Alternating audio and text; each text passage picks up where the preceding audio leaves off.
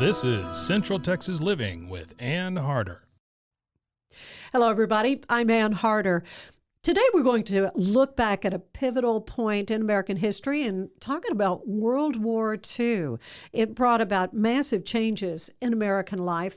And there's a very special art exhibit right now at the Bell County Museum that will really give you an insight into one man's view of that whole experience as he served in the Pacific Theater.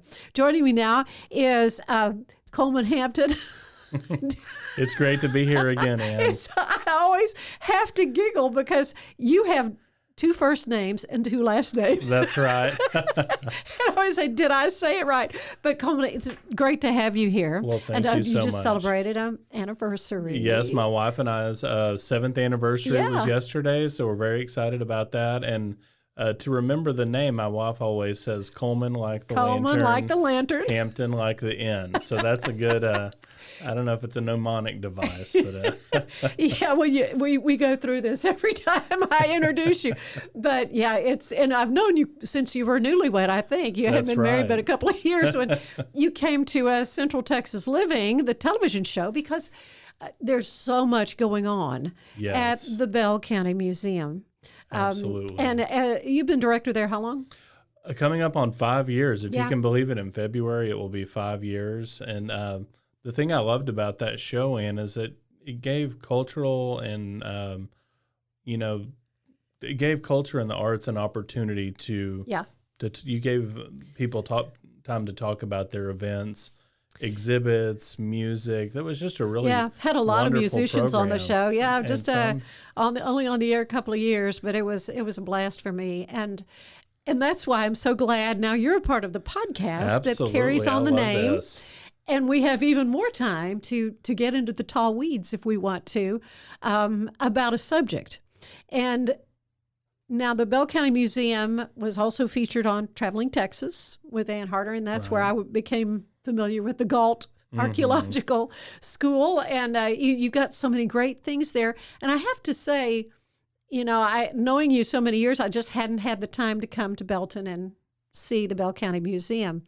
But I was fascinated with the story of the Carnegie Libraries. Right. And that beautiful building is an old Carnegie Library. It's such a fantastic centerpiece, and it was the original Bell County Museum. It was the Belton Library from 1905 until 1975. And in 1975, it became the Bell County Historical Museum, and then in 1991, the Bell County Museum. So it's a wonderful Beaux Arts building. It's one of the oldest buildings in Bell County. I think the courthouse and the Methodist Church, I'm probably missing a few, but if you look back at historic pictures of Belton, it's always there, and it's such a beautiful building. And thanks to our members and the Friends of the Museum and the county, the city of Belton, we've been able to preserve that Carnegie Library. And you did a show on Carnegie Libraries. I think there might be only 10 or 12 or 13 left. Right, that are still, I believe there's one in Bryan. Right. That is still functioning also as a museum. In this case, there are a few. I think there's one other one maybe in Palestine that is still a library, which is just remarkable. Wow. But the architecture is beautiful. And, of course, you have a wonderful addition as well there at the museum, and have these traveling exhibits. You have some wonderful static exhibits. We'll talk more about that in a bit, but this traveling exhibit is special. It's very special, and we're just so proud to be able to bring it to Bell County. This traveling exhibit is the World War II art of Private Charles J. Miller. Private Miller served in World War II for 3.5 years, mostly in the South Pacific. And while he was serving during the day when there was time off or, they weren't engaged in battle, he would draw sketches of everyday life. He was not a trained artist, he was self-trained. He drew before the war, he drew after the war, but while he was serving, and I think this is the really unique part of this exhibit, is that Charles Miller was in the South Pacific, fighting for our freedom during one of the most consequential wars in American history. And he took the time to draw scenes of everyday life, soldiers taking it easy, in the canteen. There's some battle scenes, but he drew over 700 drawings that are cataloged. He probably actually did more than that because he would give drawings to his friends that were there in the South Pacific with him if they asked for them. Yeah, there probably several were given. and he didn't have an art store nearby, probably to go and buy supplies. I mean, he just drew on whatever he had. That's right. He drew on cigarette cartons, pieces of cardboard, paper. It was just whatever he had available to draw on. So he really had that, the heart of an artist to capture what he was seeing. And I think that there weren't, cameras, or I'm sure there were cameras at that place, but it's a very unique exhibit. So once he returned home, he filled in with filled in the graphite drawings with watercolor. And one of the most unique parts about these pieces of art is that he, at the time of the drawing, he would write what's kind of like a visual diary. So he would write in, comments, and those are still visible on the painting. So it's just fantastic. Well, very interesting. Is he still alive? He's not alive. He passed in the 1980s. Oh. The paintings, the 700 paintings, he never exhibited them during his life. After he came home from World War II, he worked menial jobs, worked as a janitor, but he always found time to paint or to draw. And that's something that he did throughout his lifetime. So his wife actually gave the paintings to his niece and nephew. Thankfully, for all the decades that art was stored, it was stored in a dark place. So the vivid colors remained because they weren't exposed to sunlight. Right. If they'd hung them up at their house or whatever. That's right. They it would probably have would have faded. Oh, my goodness. Well, and that they saw the value absolutely in what he had done. Yes, and I think he himself was a really humble man and probably didn't think that they were, worthy for sale or display, but they ended up in a museum in New Hampshire, and which is where he was from, right? That's right. Yeah. He was from Nashua, New Hampshire. The museum. So how did you all hear about this collection of artwork? Well, we at the Bell County Museum, as you said, we have.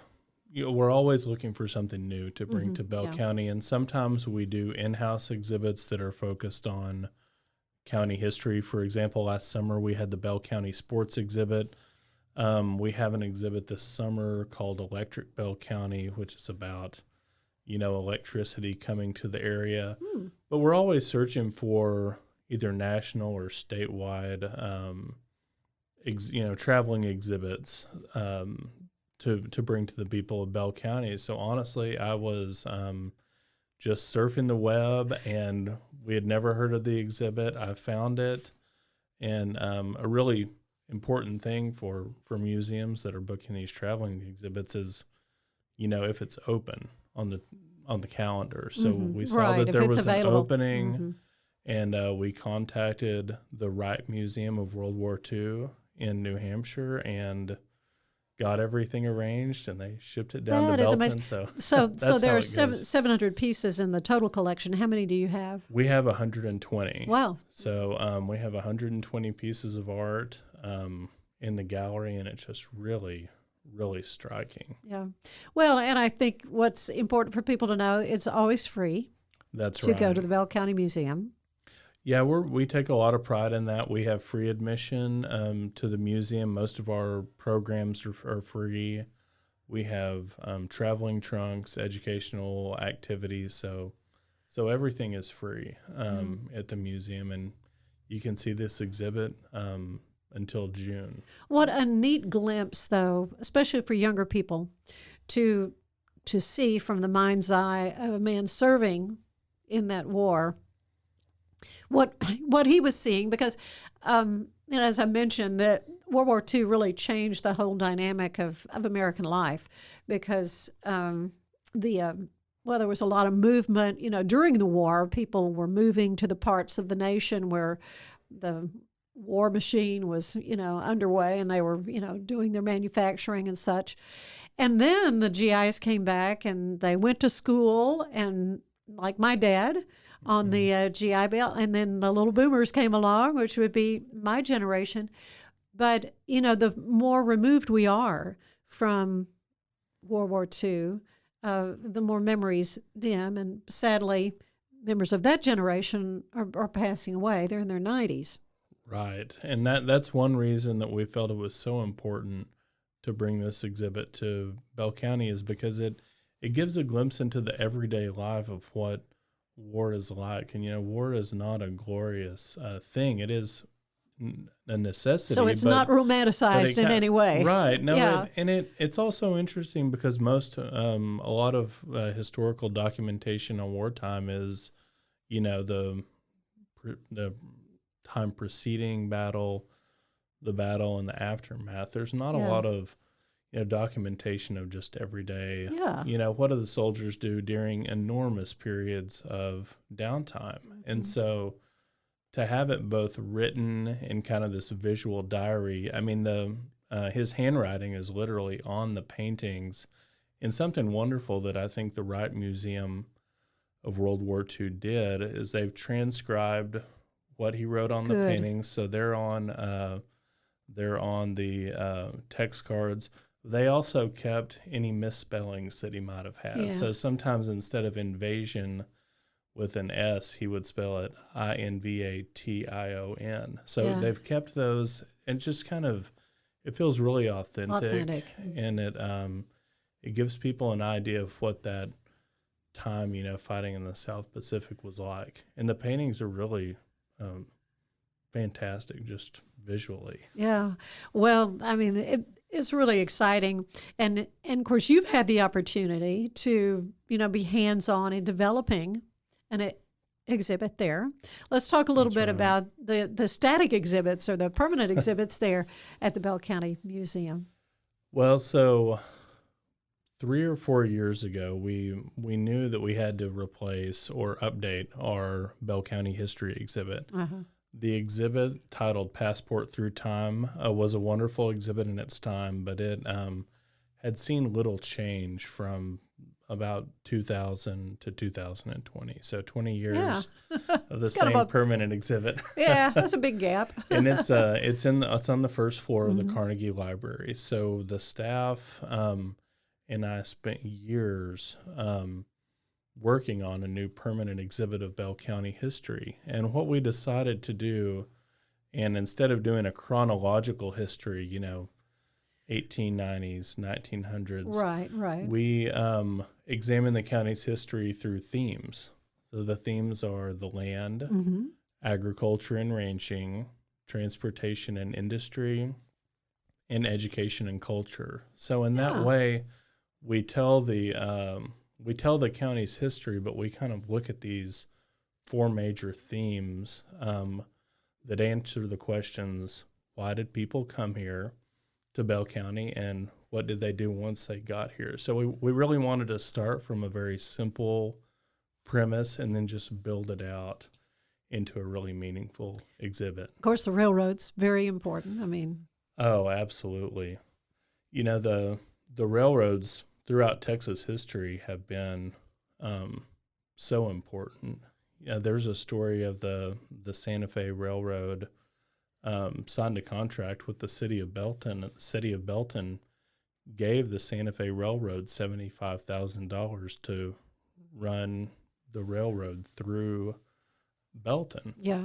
Well, what ended up happening is the Santa Fe decided to create their hub 9 miles north of Belton in a place that was at that time referred to as Tanglefoot, and that became the city of Temple, which is named after Bernard Temple, who was one of the railroad executives. Really? So I never knew that story. Temple was, and it was a real, oh, man. it really created a lot of I bet it did. bad blood between Belton and Temple, but also you see Temple is... I'm not sure that's changed much still today. But it's interesting. Temple grew completely out of the railroad. Yeah, It, yeah.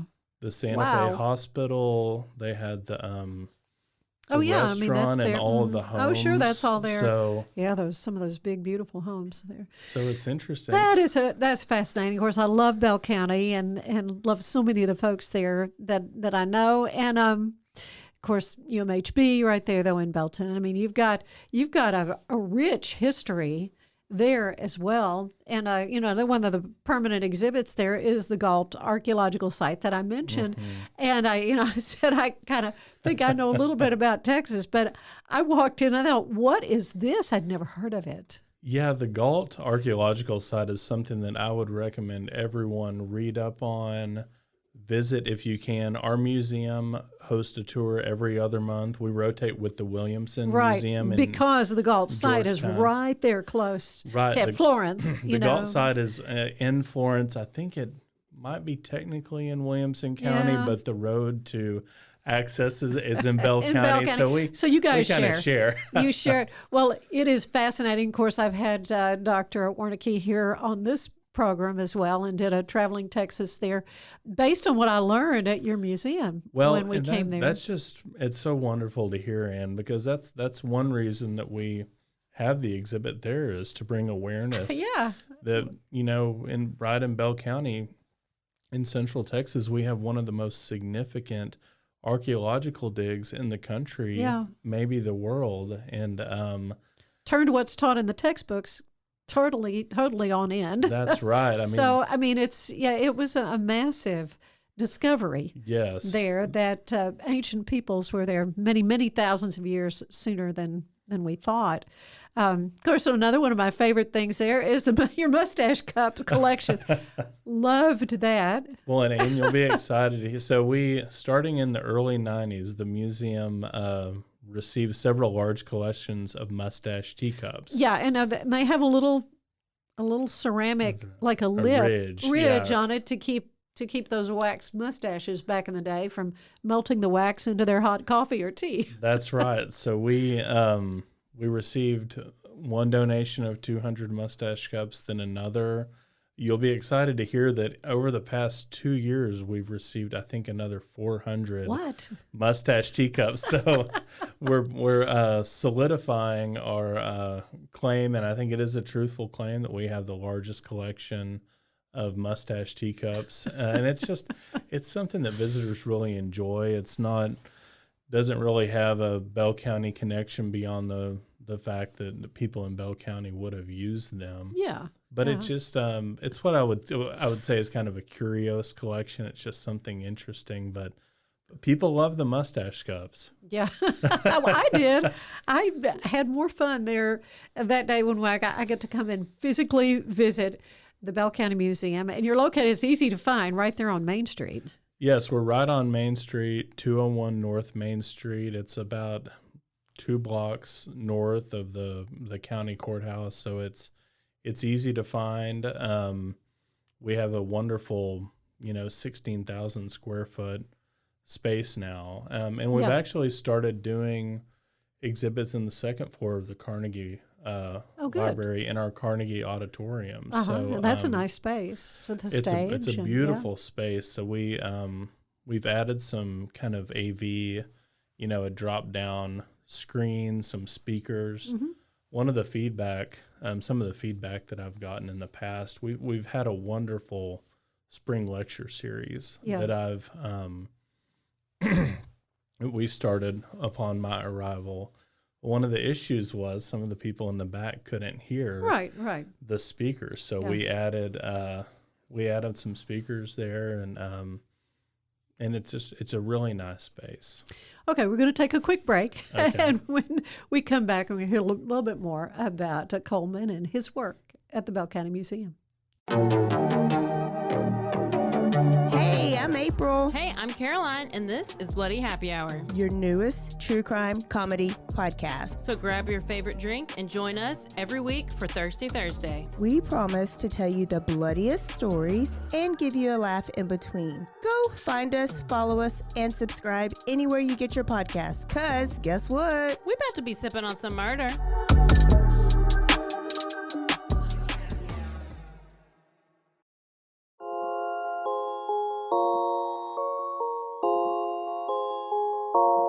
F-Bomb. This is Mandy and the F-Bomb, where we shed light on stories and invite you to find your place and purpose in the world of foster care. Through my involvement with families involved in foster care and being a foster mom myself, I've learned that it's the things that wreck us the most profoundly that can stitch us back together into the best, purpose-filled versions of ourselves. Tune in to Mandy and the F-Bomb. It's stories that invite you in to find your place and purpose in the world of foster care. You can find us anywhere you get podcasts or at roguemedianetwork.com. Make sure you subscribe so you don't miss a thing.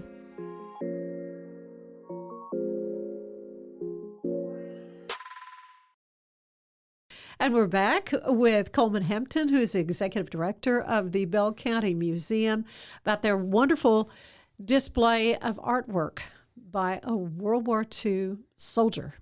That's right. And what he saw as he served in the Pacific Theater. And it's a major work for folks to take in, to really kind of get a glimpse into the everyday life of a soldier. Yeah, it's very important. You know, this exhibit, the artwork of World War II art of Private Charles J. Miller, it gives a real insight into what he experienced while fighting for 3.5 years during World War II. These are paintings of, you know, men in the canteen, sometimes, you know, taking a break or relaxing. They're just scenes of everyday life, and they're accompanied by his handwritten notes on the scene, kind of describing what's happening. So in one painting, he is describing an air raid signal. So the men are just kind of, you know, hanging out in camp, and there's an air raid signal because a plane is coming in. So he wrote that everyone jumped into their foxholes.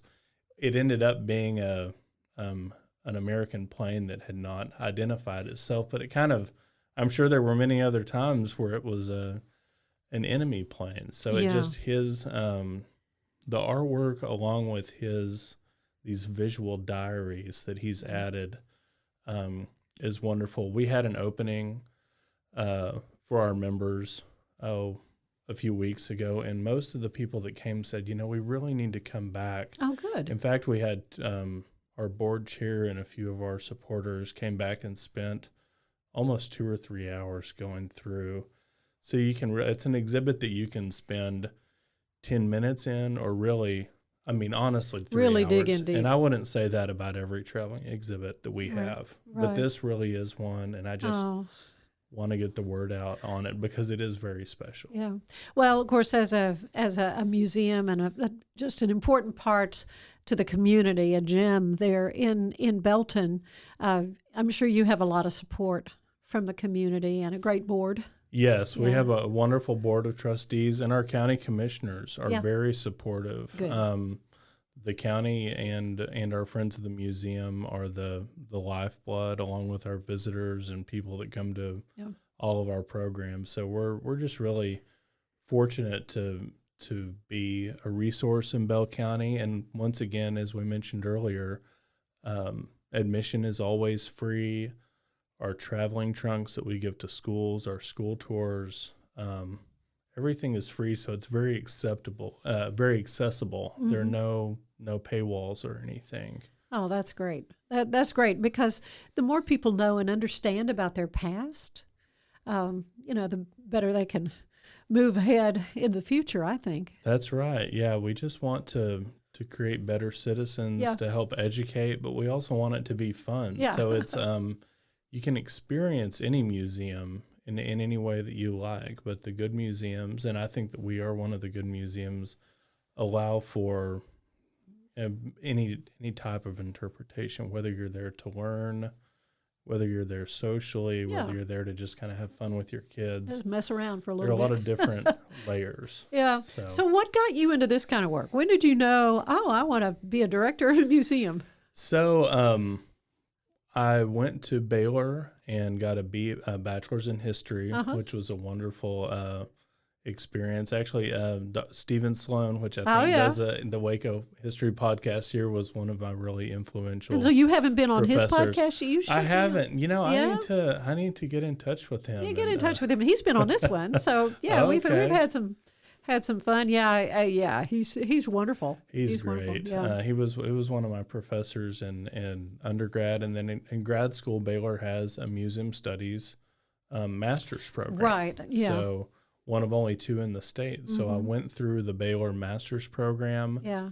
And was very fortunate after I graduated to become the director of what was in the Central Texas Area Museum in Salado.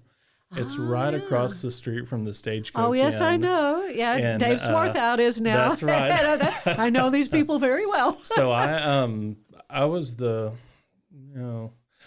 first paid Were you paid really? staff member. That is cool to know because, yeah. it's a lovely little museum, and they've been continuing to do improvements They there. really Of course, have. it's an antique building. There's so many beautiful, beautiful things and really old things in Salado as well. Right. So I started my career there Cool. and really led what we called the revamp. We merged with College Park, which Right. is the remains Oversees the remains of of the Salado College. So Yeah. those two Which is entities beautiful, too. merged. Lots of places under for my people to go and do Right. some visiting. Yeah. So and then after that, I became the director of the Bell County Museum. So Yeah. Natural. I've always progression loved there. museums. Yeah. I think they're really valuable in society. Yeah. And just something to keep our history, but then also as a community gathering place. So Absolutely. Yeah. I'm really fortunate to be in Bell County, and I think the position. It's just when I was in school, one of my professors said, if you ever become a museum director, you will do something different every day. It's not.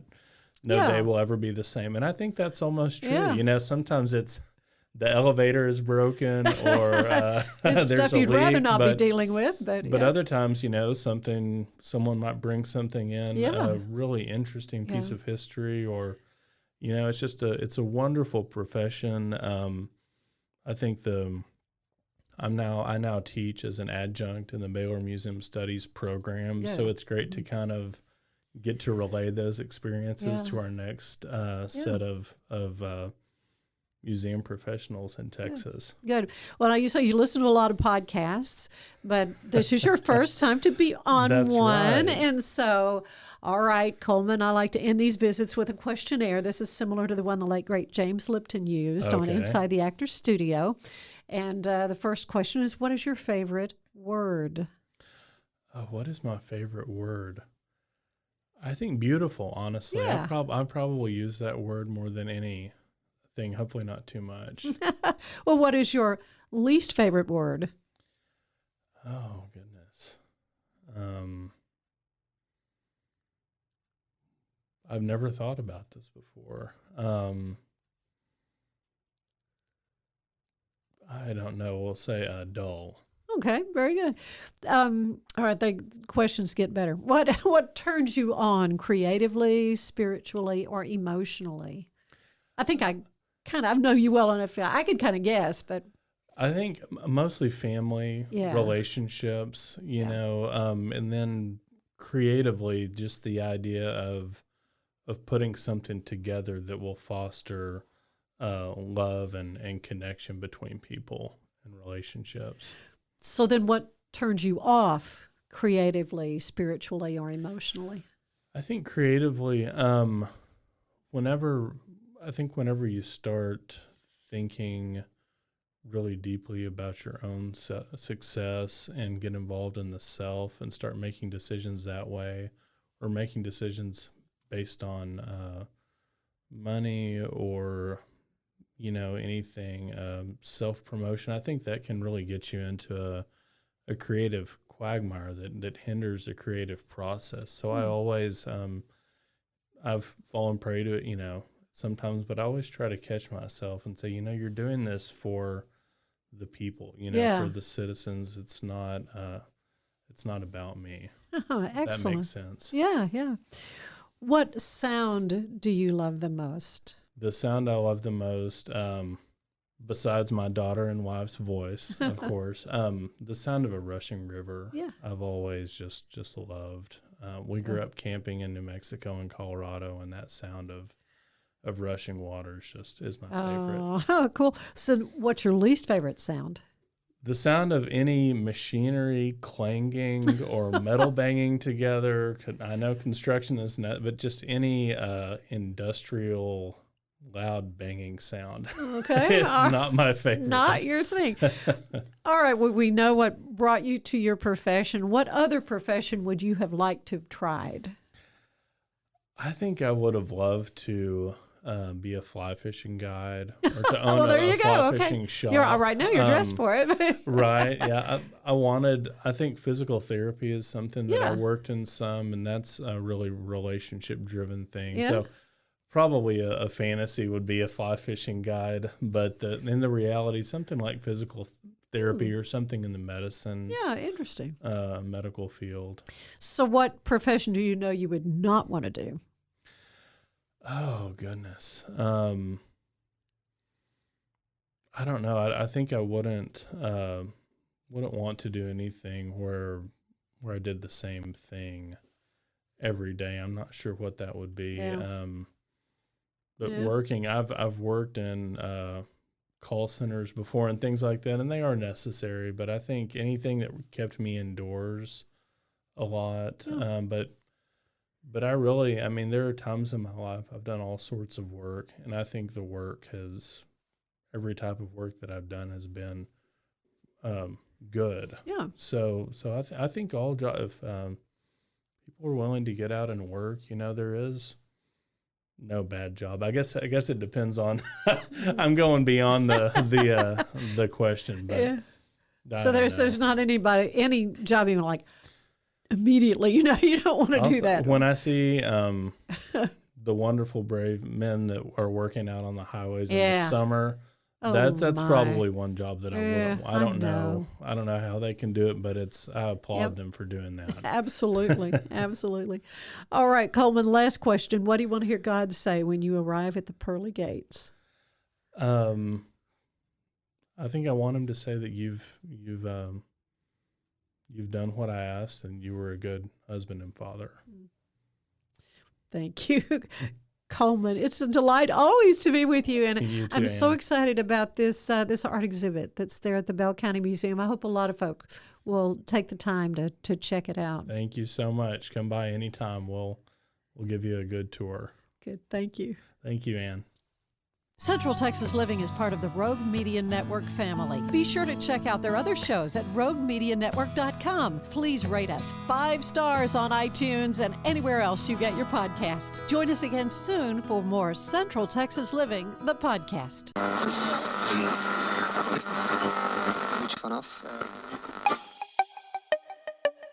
This has been a Rogue Media podcast.